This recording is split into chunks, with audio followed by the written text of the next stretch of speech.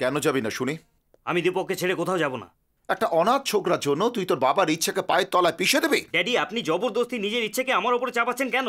আর এরকম একটা ডিসিশন নেওয়ার আগে আমাকে একবার জিজ্ঞেস করতে পারতেন।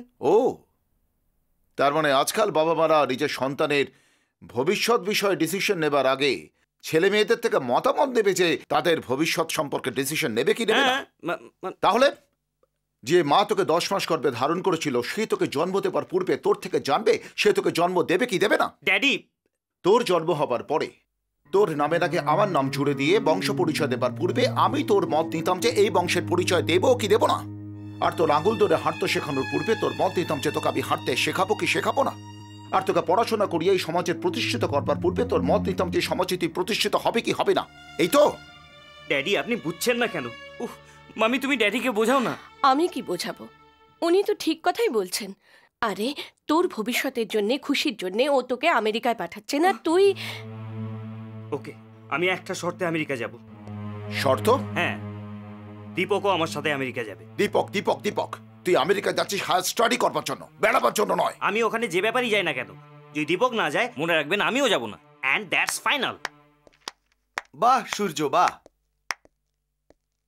সত্যি তোর মতো বন্ধু এই দুনিয়ায় দেখিনি। দীপক, তুই ঠিক বলেছিস। আমি ছাড়া তোর আমেরিকায় যাওয়া আদৌ ঠিক নয়।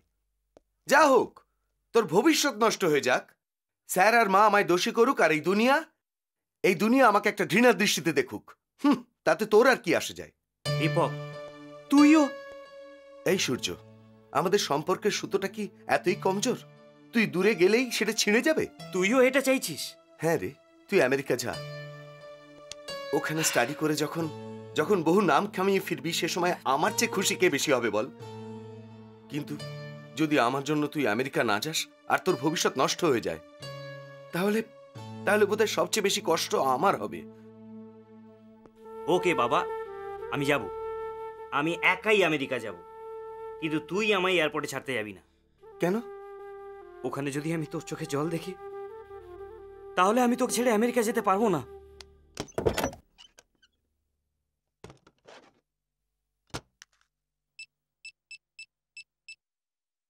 হ্যালো, আরে আমি এয়ারপোর্ট বেরোচ্ছি রে ভাই। ভালো বন্ধু তো তুই। বন্ধু আমেরিকা যাচ্ছে অথচ বন্ধুর দেখা নেই না? হ্যাঁ, তুই কি ভাবছিস বলতো? তোর মুখ না দেখে কি আমি আমেরিকা যেতে পারবো না? আমি যাচ্ছি রে বন্ধু, আমি চললাম।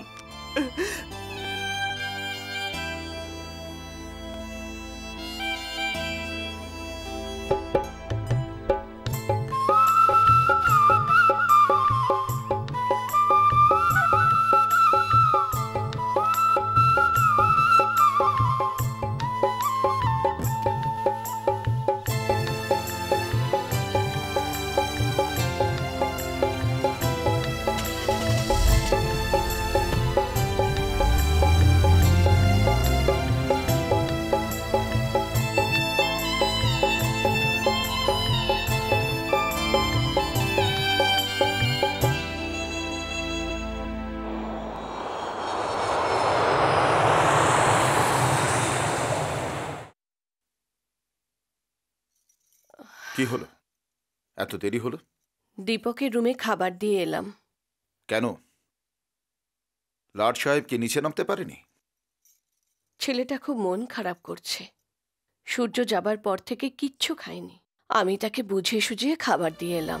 আমি বুঝতে পারছি না জাহ্নবী, তোমার নিজের ছেলে প্রথমবার আমেরিকায় গেছে, সে কেমন করে পৌঁছবে, কোথায় থাকবে, কি খাবে, এইসব চিন্তা তোমার মাথায় না এসে একটা অনাথ ছেলের চিন্তা তোমার মাথায় আসছে কি করে জাহ্নবী? আমি সূর্যকে ভালো করে চিনি, ও নিজেকে সামলে নেবে। শুধু এইটুকু চিন্তা যে সেও দীপকের জন্য ছটপট করবে হয়তো। হ্যাঁ,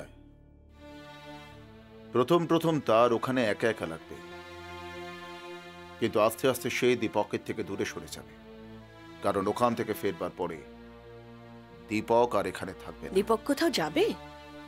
জাহ্নবী, বাচ্চাদের জেদে তাদের মন খুশি রাখবার জন্য যে খেলনাটা দেওয়া হয়, তাদের জেদ চলে গেলে সে খেলনাটা যদি সরিয়ে না দেওয়া হয়, সেই অভ্যাসটা নেশায় পড়তে চায়।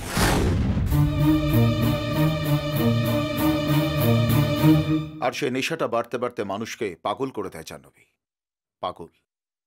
আমি তোমার কথা কিছু বুঝতে পারছি না। দীপককে আমি আমার ছেলে থেকে আলাদা করে দিতে চাই, আর সেই সুযোগটা এখন আমার হাতের মুঠোয়।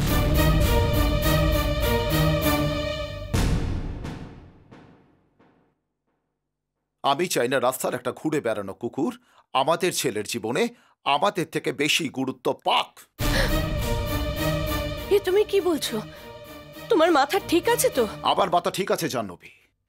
ওই ছোড়া তোমার ছেলের মাথাটাকে পুরোপুরিভাবে বিগড়ে দিয়েছে। আজ এ ঘরের প্রত্যেকটা জিনিস, এমনকি তোমার স্নেহের অর্ধেকটা তাকে দেবার জন্য সে জিদ ধরে বসে আছে।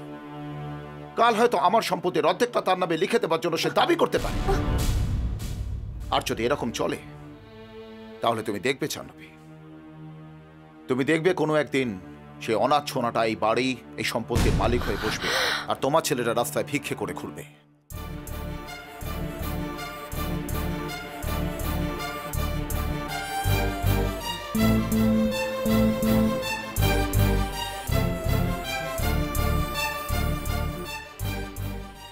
দীপককে আমার ছেলের জীবন থেকে আলাদা করতে চেয়েছিলাম।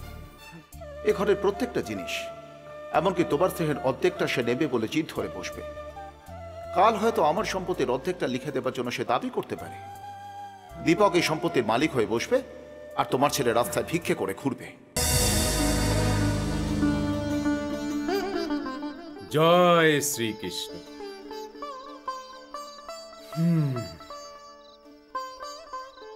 এই জন্যই তুমি তার ওপর, তার সৃষ্টির ওপর আর নিজের ওপর অভিমান করছো না? না, আমার উপর এত অন্যায় করার পরেও আমি তাকে আজ অব্দি কখনো দোষ দিইনি।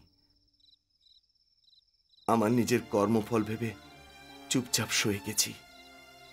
কিন্তু আজ আমি বুঝেছি, কেবল আমি নই, আমার মতো যত হতভাগ্য অসহায় আছে সবারই ভাগ্যের সঙ্গে সে ঠিক এরকম খেলা খেলছে। তাদের মাথার উপর একটার পর একটা দুঃখ চাপিয়ে দিয়ে সারা জীবন তাদেরও এরকম কাঁদাচ্ছে। আর সেই জন্য আমি তাকে আজ, সেই জন্যই আজ তার কাছে অভিযোগ জানাতে এসেছ, তাকে দোষী করে নিজের প্রশ্নের উত্তর খুঁজতে এসেছ। হ্যাঁ, আমি প্রতিবাদ করতে এসেছি। আমার সব প্রশ্নের উত্তর জানবার জন্য এসেছি। মিথ্যে কথা। মানে? তুমি তার কাছে আসোনি, বরং সে তোমাকে তার কাছে টেনে এনেছে। বুঝতে পারলাম না। তার লীলা কেবল সে ছাড়া কেউ বুঝতে পারে না। সবাই তারই ইশারায় কাজ করে চলে, ঠিক যেমনটি আমি